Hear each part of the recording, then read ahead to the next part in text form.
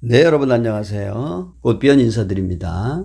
자, 오늘은 PD수첩에서 보도했었던 내용을 중심으로 제 개인적인 의견을 진행시켜 나가 볼까 합니다. 자, PD수첩에서는 한때 이 교주를 다룬 적이 있어요. 박근혜와의 결혼설, 이것이 허위 사실이 돼서 1년 반 동안 옥살이를 했었죠. 그 후에 출소를 합니다. 연애 활동을 하죠. 음반을 내고 젊은이들과 만남을 하면서 그의 이미지를 엔터테인먼트 쪽으로 부각시킵니다. 그래서 친숙한 분위기를 만들어 나가죠. 자, 이렇게 해서 일단 관심을 갖게 하고 또 자신의 과거의 그 어두운 행적 이런 것들을 씻는데 나름대로 성공을 하죠. 자, 그래서 그런 분위기를 만들고 또 3.3 정책과 같은 서민이라면은 귀를 기울일 수밖에 없는 그러한 솔깃한 정책을 들고 나와서 사람들을 현혹합니다. 당장 150만 원이 필요한 사람들은 서민들이거든요. 그 다음에 양쪽 완화를 통해서 1억의 빚을 탕감해 주겠다. 또 결혼을 하면은 출산 수당을 주겠다 등등 모든 것들이 이 돈입니다. 한마디로 이 돈을 가지고서 사람들을 매수하는 거죠. 근데 이 돈이라는 게 결국 자기 돈이 아니죠.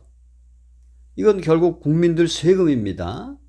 국민들 세금을 자기가 유용하겠다는 얘기예요.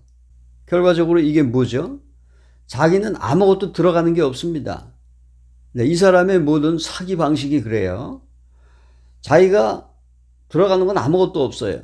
우유가 원래 그런 거, 또 물이 원래 그런 거, 항상 원래 그런 거에다가 자신의 권위를 부여해서 그것을 자기가 주관한다라는 인식을 주면서 이 언어 최면을 주죠.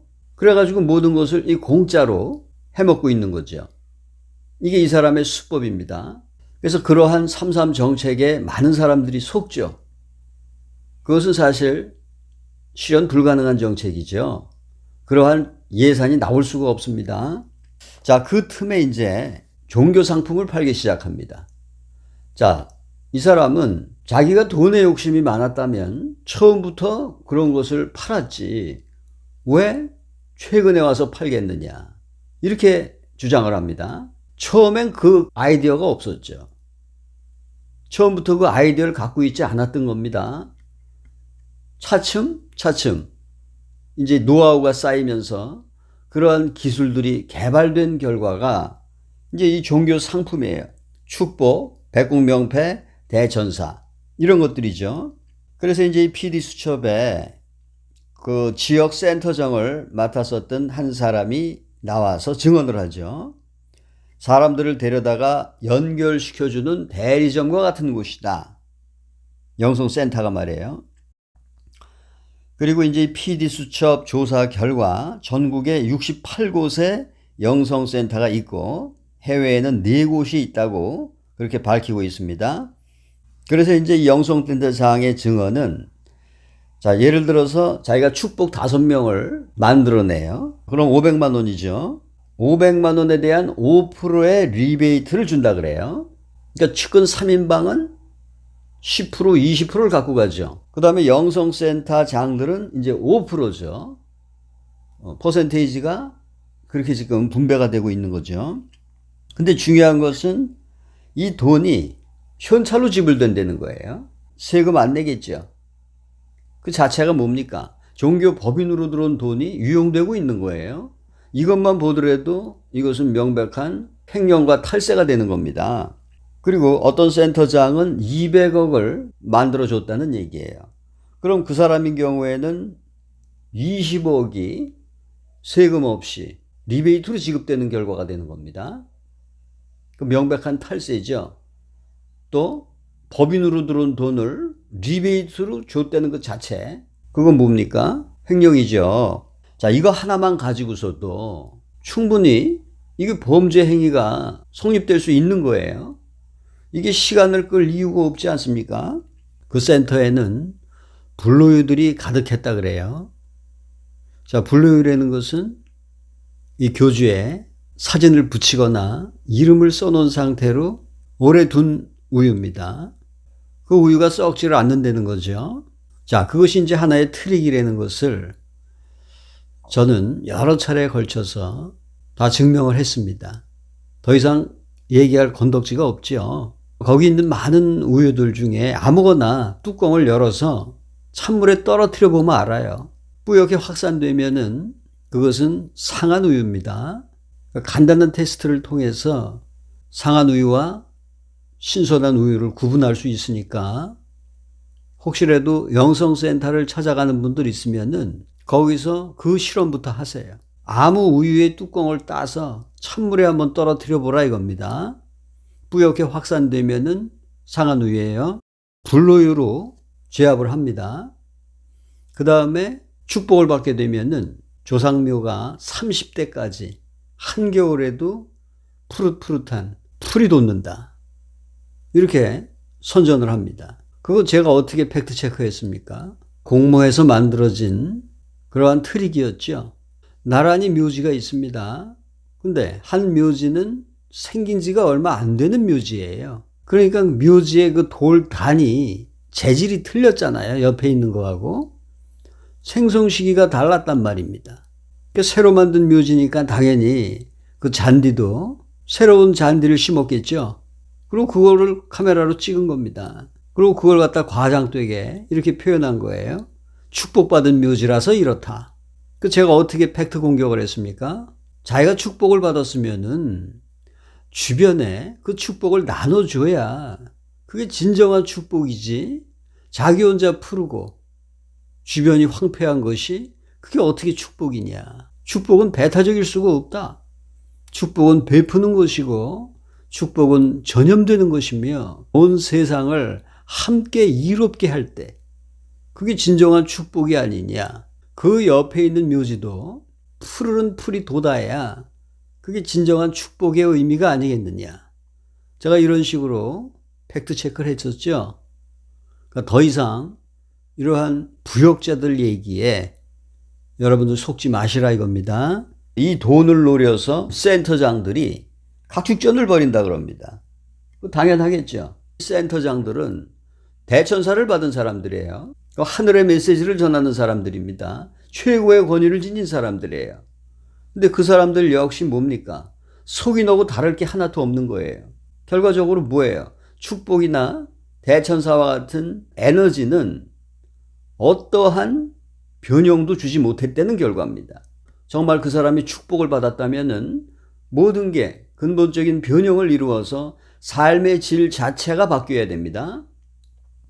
근데 소위 대천사라고 하는 최고의 축복을 받은 자가 아무런 변형이 이루어지지 못하고 있는 거죠.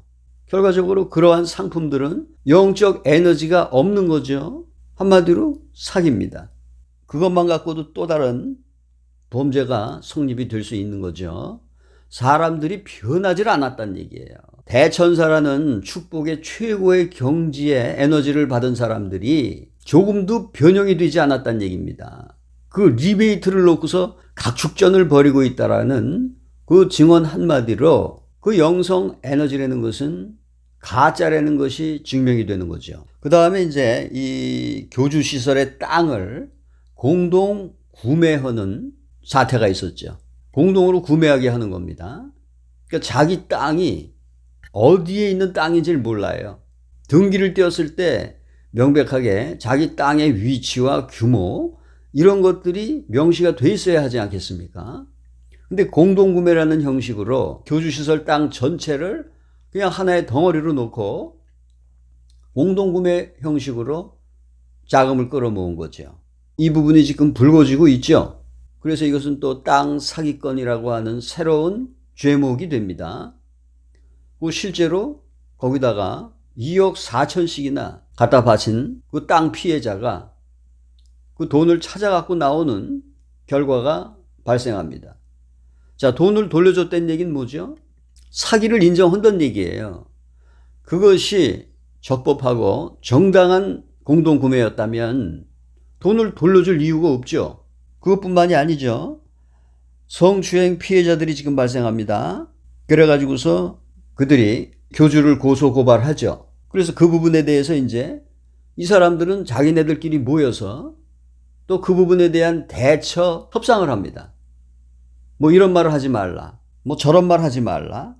이렇게 얘기하자 저렇게 얘기하자. 사전 모의를 하죠. 그러면서 하는 얘기가 경찰 과장이 많이 도와준다. 이런 얘기를 또 서슴지 않고 합니다. 범죄 행위를 인정하고 있다는 얘기죠, 결국은. 근데 결국 이 사람들이 돈이 많다 보니까 그 사람들을 매수하죠. 돈으로 회유합니다. 그래서 22명의 고소자들이 15명으로 축소가 됩니다. 그 사람들은 협상을 하는 거죠. 그 와중에서 이 경기북부 수사팀까지 교체가 돼요. 자, 이 교체에 대해서 교주는 오히려 자기가 울분을 토해가면서 세상에 수사팀이 교체되는 경우가 어딨냐? 이렇게 항변을 합니다. 저는 그 모습을 보고 기가 차서 말이 안 나왔어요. 이게 어떻게 해서 교체가 된 겁니까? 그 교주가 수사관 기피 신청을 한 거예요. 왜? 그래 수사가 지연되고 이 전체를 다시 검토해야 되니까 또 추가 확인도 필요하고 이러다 보면 수사가 지연돼서 이 시간이 딜레이 되잖아요. 그걸 노린 거거든요. 자기가 수사관 기피 신청을 통해서 경기 북부에 수사팀이 교체된 거예요. 그런데 그 부분에 대해서 오히려 자기가 울분을 토하면서 세상에 수사팀이 교체되는 경우가 어딨냐? 이렇게 항변을 하고 앉아있죠. 얼마나 뻔뻔스러운 자태입니까? 결과적으로는 이 돈의 힘으로써 이 사건을 무마해 가고 있는 거예요. 그것이 소위 협상입니다. 그 와중에서도 정의의 편에 서는 사람들, 최후의 항전을 하는 사람들이 있기 때문에 진실의 빛이 가려지지 않는 것입니다. 그래서 이 PD 수첩은 이 교주에게 직접 질문지를 던졌어요. 근데 답이 안 왔습니다. 직접 찾아가니까는 해림이라고 하는 변호인단과 상의해보라는 그러한 답을 얻죠. 해림 관계자들도 이 사람들도 돈 때문에 이러는 거예요. 자, 자기네들이 객관적인 시각으로 이 교주를 봤을 때 정말 법조인으로서의 양심이 있는 사람들이라면은 이런 식으로 대변을 할 수가 없죠. 당장 변호사 사임계를 제출하고 나와야 되는 겁니다. 아직도 거기 남아서 이 교주를 돕고 있는 그들은 양심 없는 변호사다. 오직 돈밖에 모르는 부패한 변호사다. 저는 그런 인식이 듭니다. 자, 그 다음에 영적인 에너지를 주는 행위라 그래요.